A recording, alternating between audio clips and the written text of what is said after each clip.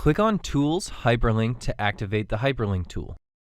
Click and drag the hyperlink to the size you want to add it. The action menu will open. Here you can choose what happens when a user clicks the hyperlink. The Jump To actions let you go directly to a specific place on a specified document. You can jump to a page, selecting the scale that you will view the document at when you get there.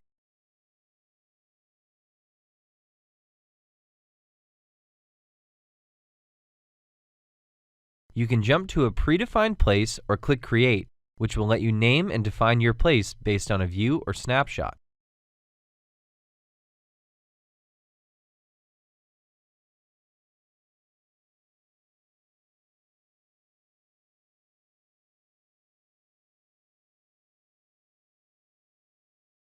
If you have created a space, you can jump to that as well.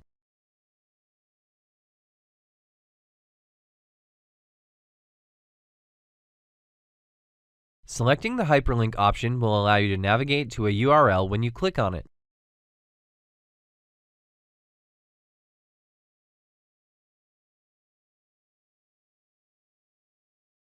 With the Open option, you can choose to open a file or a folder of files, letting you easily access additional documents.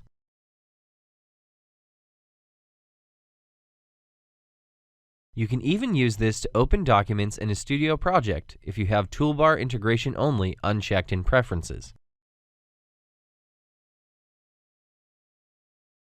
You can create hyperlinks like this, but you can also apply actions in the exact same manner to any markup by right-clicking on it and selecting Edit Action. You are then presented with the same action options as when creating a hyperlink. The action will move with the markup and be activated by hitting the lightning button attached to it. You can review, edit, and organize all of your hyperlinks in the Links panel.